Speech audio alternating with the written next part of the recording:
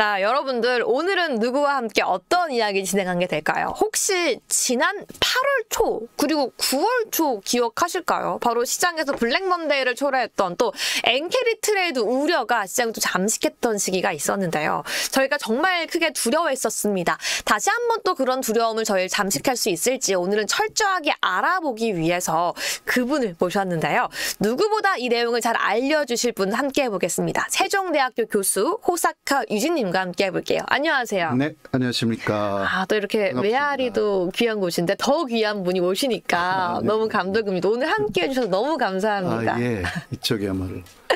아니, 흔히 또 이렇게 미증시가 상승하면 또 엔화 가치가 하락을 할 수가 있고 미증시가 하락하면 엔화 가치가 상승한다라는 말이 있는데 이게 또 무조건 단정지어서 연결할 수 있는 말은 아니지만 이게 왜 나온 말인지 궁금하거든요.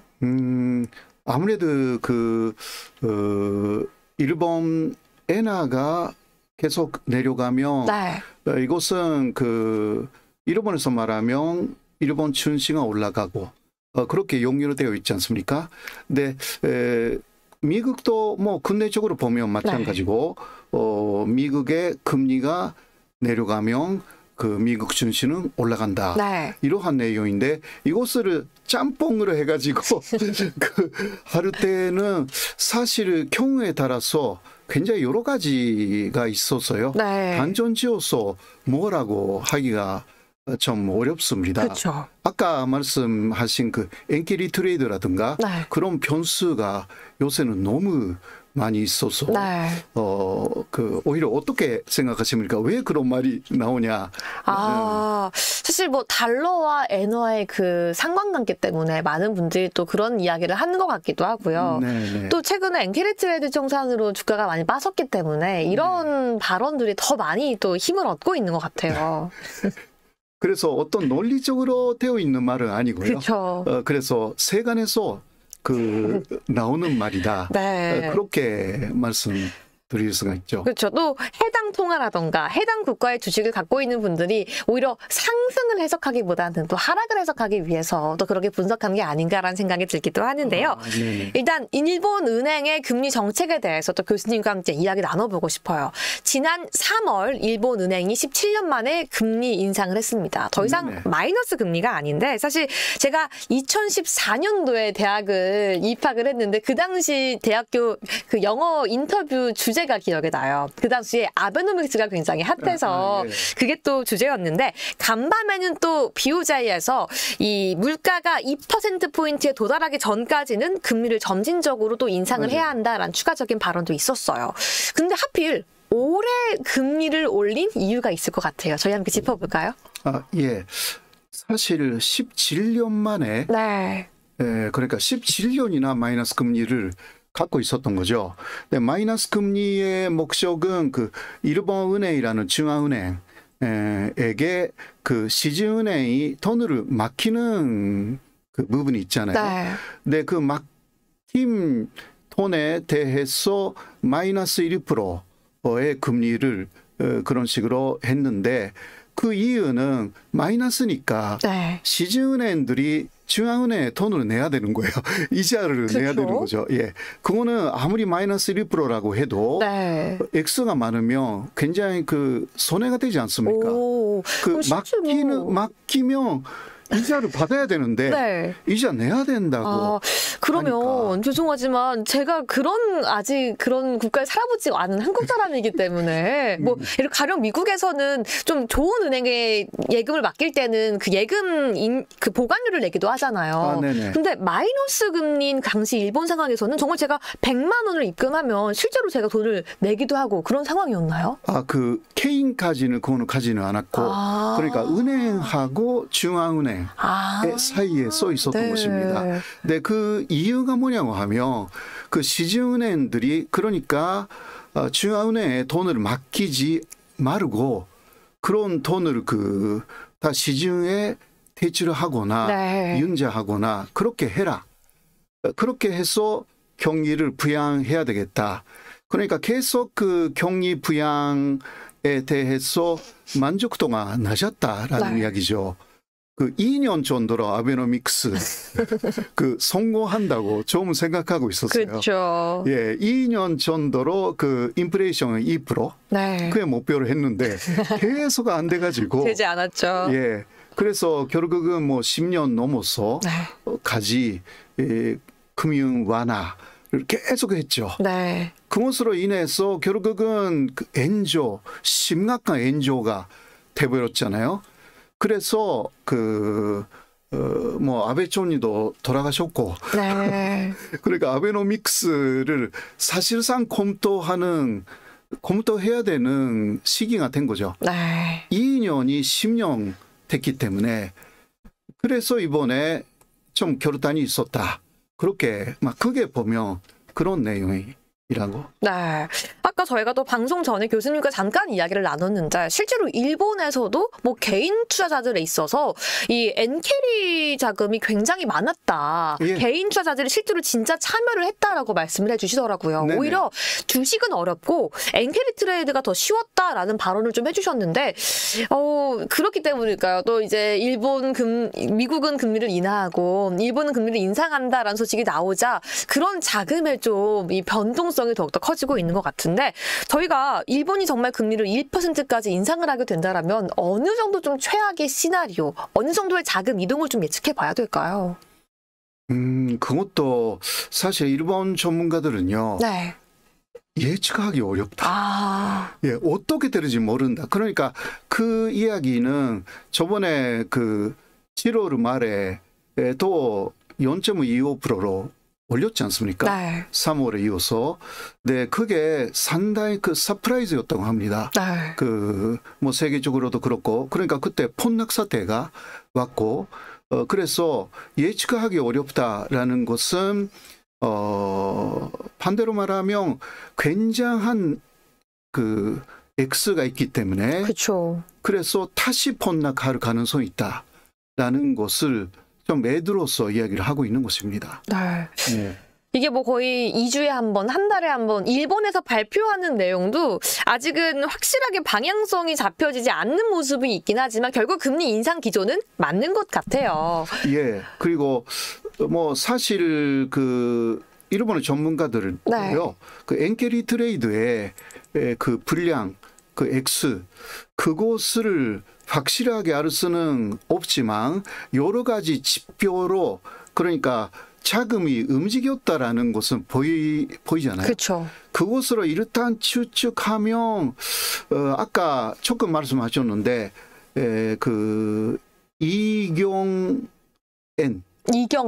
예, 네. 한국에서는 이경원 정도로 네. 그 이야기를 하는데 일본에서는 이경엔까지 움직인다. 그럼 더 많이. 예, 그러니까 네. 10배, 한국의 10배 정도 네. 움직인다.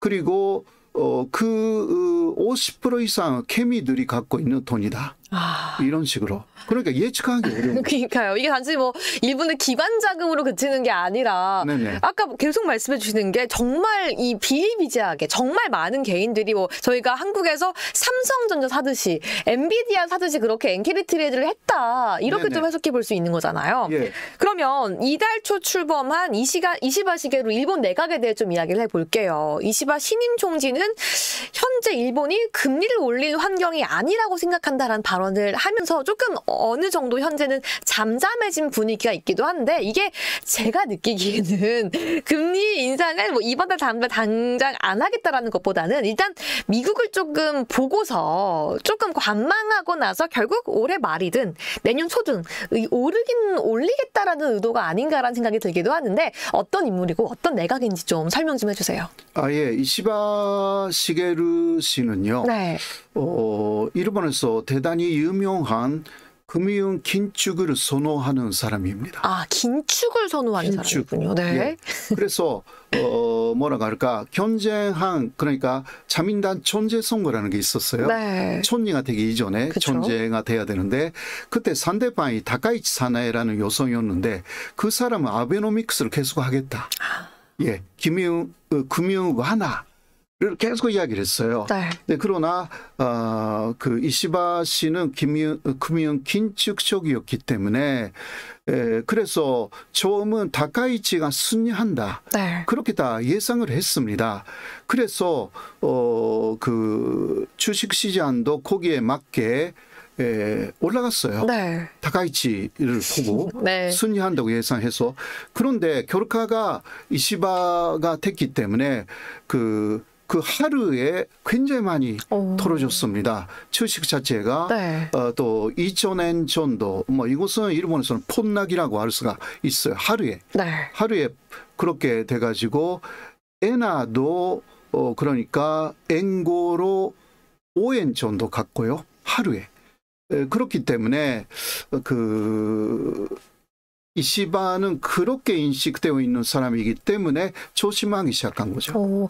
그런데 궁금한 건 그렇게 긴축적인 이시바 총재가 또 선임이 되고 나서 금리 인상에 대해서 좀 단기적인 부정적인 발언을 해줬잖아요. 네네. 그래서 현재는 엔화 약세가 이어지고 있는데 엔화 약세 언제까지 계속될 거라고 보실까요?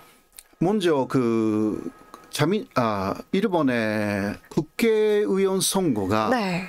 이달 말쯤에 있습니다. 10월 27일. 그때 그 이시바의 여당, 자민당하고 공명당이 이겨야 되기 때문에 그때까지는 좀 느슨하게 네. 그러니까 긴축 이야기를 절대 하지 않을 것입니다. 오히려 그 금융 완화의 기조를 계속 치겠다. 지금은 그런 이야기 하고 겉으로만 있거든요. 그런 걸까요? 네네네. 예. 그럼 결국은 이시바 총재라는 그 사람의 본질 자체는 긴축에 가깝기 때문에 네. 이번 달 말만 지난다면 다시 한번 좀 엔키리 트레이드 시장이 또 흔들릴 수 있는 위험을 저희가 좀 가져봐야 되는 걸까요? 예, 물론 그 일본 은행에서도요. 네. 그 일본 경제를 악화시키는 금리 인상하지 않겠다. 네. 그렇다고 금리 인상을 하지 않겠다가 아닙니다. 그 일본 경제를 그렇게 악화시키지 않으면 하겠다라는 이야기입니다. 근데 그 일본은행 존재가요, 우에다라는 사람인데 이런 이야기를 좀 하고 있었거든요. 내년 말쯤까지 1% 정도로 하겠다. 그러니까 금리 그 전체 금리를 1% 정도로 하겠다. 네. 네, 그런데 그것도 굉장히 그 마이너스의 영향, 악화의 영향을 줬어요. 네. 금융시장이나 주식시장에. 그러니까 지금은 1년 좀 늦췄습니다. 26년 말까지 1% 정도로 하겠다. 그러니까 1년에 0.5% 정도 올린다. 조금 상세하게 말하면 내년 1월에 네. 정도에 0.25% 다시 올리고 네. 그리고 내년 말 혹은 내후년 1월쯤에 다시 0.25% 올리고 그러면 0.75%가 되잖아요. 그렇죠. 예. 그렇게 해서 26년 말 2년 후 정도에 다시 0.25% 그러면 1%가 됩니다. 네. 아마도 1년 정도의 간격으로 0.25% 정도씩 올리는 그런 식으로 좀 바뀐 것 같아요. 그러니까 시간을 1년으로 하려고 한 것을 2년으로. 너무 폭락이 심했기 때문에. 아직은요. 그러니까 아베노믹스 때문에 돈을 많이 불어버렸잖아요. 네. 그래서 조정이 필요하다. 사실상. 그러니까 주식이 내려갈 그러한 여유라고 할까 우려는 충분히 있다고 일본은행은 판단한 것 같아요. 네. 그러면 안 좋잖아요. 그렇죠. 여러 면에서. 네. 그렇기 때문에 조금씩 시장을 보면서 그러니까 말을 많이 하기 시작했어요. 네. 지금까지는 일본은행은요. 그 미국하고 좀 전혀 다른 부분은 갑자기 금리를 인하하거나 인상하거나 네. 해요. 그 미국은 그 암시를 주잖아요. 그쵸. 즉 그렇게 해서 너무 쇼킹하게 그 움직이지 않게 그렇게 해야 되는데 일본 사람들은 그 입이 무거워요. 예, 한국이 훨씬 잘 이야기를 하는 것 같아요. 예, 그럼 일상생활에서도 그래요. 일본 사람하고 그러니까 한국 여성분들이 함께 있으면 재미없다고. 예. 그렇게 말이 별로 없으니까. 혹시 교수님도 주변에서 그런 얘기를 좀 많이 들으시나요? 저는 뭐 한국화 되었기 때문에 아, 좀 재밌는 편이다. 몰라요. 재미있는지 어떤지를 저는 모르겠지만 말은 좀 많아요. 저는 말이 교수니까 네. 말이 많은 편이에요. 네. 한마디로 일본 은행도 이 금리 인상 이후에 나왔던 폭락에 대해 두려워하면서 어느 정도 발언을 많이 하고 좀 잠재우려고 하고 점차 완화적인 금리 인하 기조를 좀 가야겠다라는 생각을 하는 것 같지만 결국 2026년 말까지는 1%까지는 올리겠다라는 거는 좀 확정을 해봐야 될 것 같아요. 예, 1%. 1%. 네. 네, 그리고 그것으로 끝이 아니에요. 네. 그 일본은행이 쭉 말하고 있는 것은 1%에서 2.5%까지가 일본으로서는 적당한 금리다. 그렇게 이야기하고 있습니다. 네. 그러니까 아베노믹스 이전을 보면 사실 그 일본 경제가 잘 돌아가고 있었던 이것은 그 사실상 그 1990년 이전의 이야기가 되는데 그때까지 보면 2.5% 정도였어요. 그 최하 전체 금리가. 네. 그렇게 되면 그 일본 경제는 성장한다. 지금은 성장 안 하고 있습니다. 그러니까 이대로 가면 망한대요, 진짜. 그쪽으로 이야기하는 전문가도 대단히 많습니다. 그러니까 물론 표면적으로는 금리가 오는 세계에서 사람들이 편하게 살 수가 있고 또 주가도 일단 올라가지만 이대로 가면 그 엔이 계속 엔저가 된다. 엔저가 돼가지고 지금은 그 사실 1불당 그 300엔 정도가 맞대요. 아. 예. 네, 그리고 어떤 사람은 뭐 200엔 정도가 맞다. 그런 식으로 말합니다. 네. 아직은 굉장히 엔저래요. 지금 145엔 정도잖아요. 1불당. 그렇죠. 네, 그거는 엄청난 엔저니까. 네. 적어도 빨리 188엔까지 해야 된대요.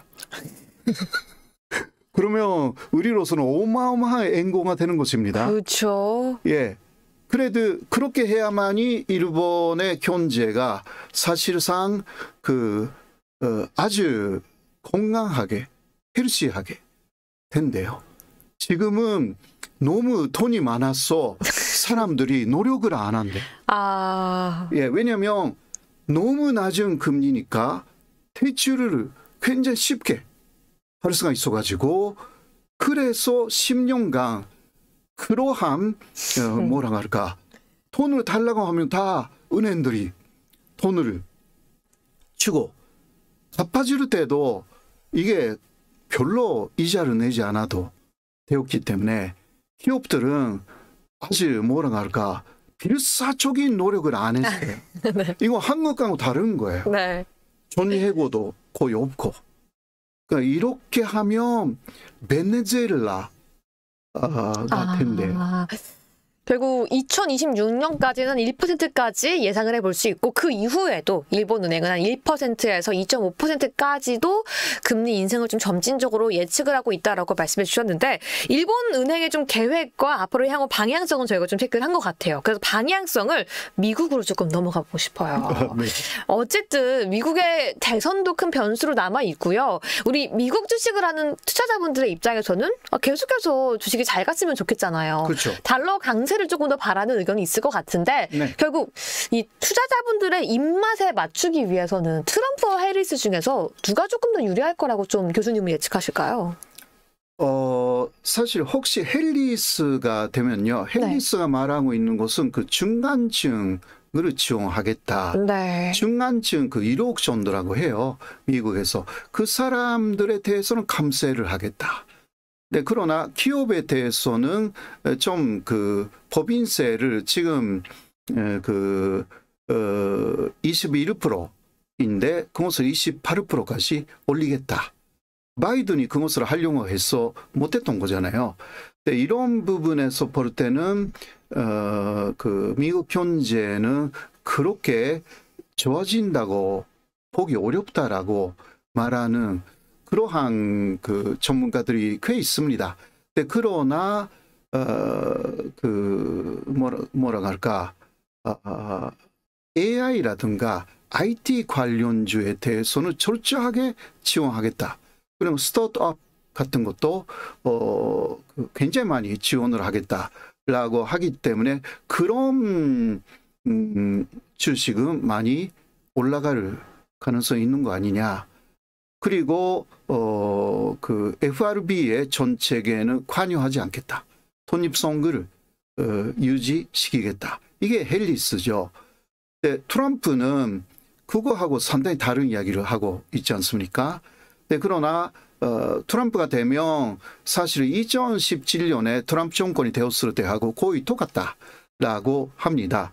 그러니까 대형 감세로 들어가고 그다음 그 관세, 중국으로 중심을 하는 관세를 높이는 정책 그런 식으로 가고 결국은 그래도 그때 뭐라 할까 그 달러 관세로 갔습니다마는 뭐 달러 관세로 가면 주식은 약하게 되는 것인데 그래도 그 후반기에 가면 미국 주식이 올라갔거든요. 예, 그 트럼프 때도요. 그러니까 결국은 그 비교할 때는 사실 트럼프가 낫다고 합니다. 예, 트럼프가 아무리 여러 가지 말을 해도요. 결국은 그 역시 FRB의 정책을 잘 봐야 된다. 그런 식으로 이야기를 합니다. 네. 아무리 트럼프가 여러 가지 해봤자 결국은 거기에 간다. 말하자면 해리스도 마찬가지고요.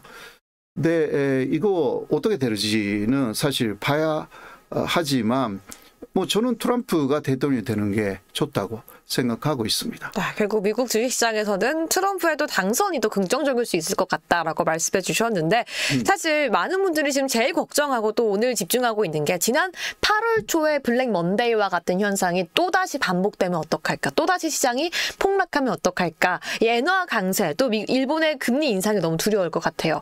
그런 현상 또 다시 한번 반복될 수도 있다라고 보실까요? 그거는요. 일본에 어떻게 하느냐. 사실 네. 너무 갑자기 금리를 올리면 다시 그렇게 돼요. 너무 놀라서 와타나베 부인 그러니까 엔케리 트레이드를 많이 하고 있는 일본 사람들은 전체로 와타나베 부인이라고 말하잖아요. 네. 그 사람들이 너무 놀라서 그 엔화를 회수하기 시작하는 거죠. 그러면 엄청나게 앵고가 갑자기 돼가지고 그 주식이 폭락하는 거죠. 그러니까 그 일본은행이 암시를 계속 치면서 그래서 주식이 갑자기 움직이지 않게 그런 식으로 일본은행의 존재는 조금 그런 그 유도리가 없어요. 그 융통성이 많이 없는 사람이에요. 네. 학자 출신이기 때문에. 네. 그래서 요새는 부존재 우치다라는 사람이 네. 그런 이야기를 많이 하고 있습니다. 아마 그 둘이서 이야기를 하면서 내가 큰 이야기를 하니까 너는 매일 여러 가지 이야기를 해라. 그런 식으로 존재하고 부존재가 역할을 좀 나누면서 네. 그리고 우에다 존재가 2025년까지 1%를 하겠다라는 것을 수정하면서 2026년까지 하겠다라고 한 것도 우에다 존재였고요. 네. 그리고 사실 일본 은행이나 중앙은행은 주식에 대해서 말하면 안 되는 거거든요. 네. 그렇지 않습니까? 그쵸. 기본은 금리, 그 물가 안정, 그 사람들의 그 뭐라 할까 역할이기 때문에 그러나 요새는 너무 주식의 이야기, 그쵸. 그것을 정치인들이 더 요구하니까 끌려다니는 거래요. 그러면 일본은행의 그 독립성이 사라진다. 그렇기 때문에 지금 그 독립성을 유지하는 사람은 존재 가져가고 네. 아래 있는 분이 그것을 조금 그 정치권이나 보통 일반 사람들 사이에서의 역할을 하면서 일본은행의 정책을 좀 많이 이해하게 만드는 그런 식으로 노력을 하고 있는 것 같아요. 이 말씀해 주신 것처럼 이 총재와 부총재 사이에서 역할 분담도 좀 일어나고 있는 것 같고 전보다도 일본 은행이 좀 주식시장에 영향을 많이 받는 것 같다라는 생각도 드는 것 같은데 또 결국은 일본 은행 역시 미국의 또 대선과 뗄래야 뗄 수 없는 관계인 건 저희가 지금 계속 이야기하고 있잖아요. 그렇죠, 그렇죠. 그래서 대선 결과에 따라서도 일본 은행 역시 좀 눈치를 볼 것 같은데 그렇다면 다음 추가 인상 시기 어쨌든 말씀해 주신 것처럼 너무 갑작스러운 인상만 아니라면 또다시 블랙 먼데이가 반복되지 않을 것이다 라고 말씀해 주셨는데 저희가 조심스럽게 일본은행 총재의 발언을 빗대어 예측해 본다면 언제쯤 추가 인상 다음에 일어날 거라고 예측하실까요? 역시 이미 그 사람들이 이야기한 내용이죠. 네. 그러니까 2006년에 1%, 네. 2006년 말에 1%였으니까 2026년, 네. 2026년 말에 1%였으니까 그것을 그 기간으로 나누어서 네. 보면요, 그 2004년 그러니까 올해나 내년 초 정도에는 0.2% 정도 올라갈 것이다. 올해 말 내년 초. 예. 그런 식으로 좀 보입니다. 그럼 그 당시에 저희가 조금 대비를 좀 해야 하는 그런 경향도 좀 있겠네요. 예. 그때 그러니까 그 전에는 일본은행이 그 전에 역시 요새는 그 물가도 좀 잡아야 되고 그런 이야기를 할 거예요. 그 너무 또 돈이 많이 불렸다라든가 그런 그 암시를 많이 좀 그 미국처럼 그 하기 시작하면 아마도 0.25% 정도 올라갈 것이다. 네, 일본은행은요. 네.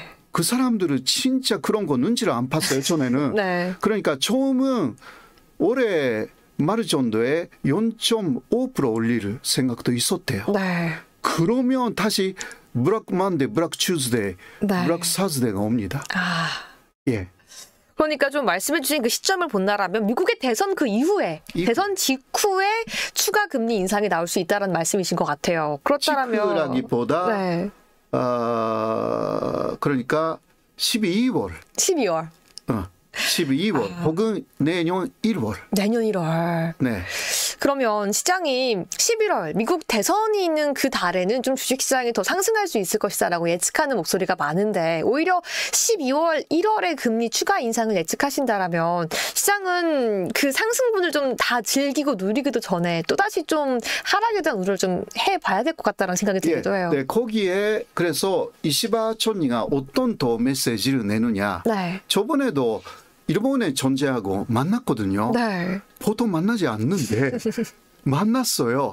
그렇게 만나가지고 둘이 하는 이야기가 우리 서로 간섭한다는 이야기는 절대 아닙니다. 그런 이야기를 하면서 아주 개인적인 이야기지만 그렇게 먼저 개인의 교내라고 하면서 금융 완화의 기조는 뭐 개인적으로는 유지해야 된다고 생각합니다. 이런 식으로 다 개인의 이야기로.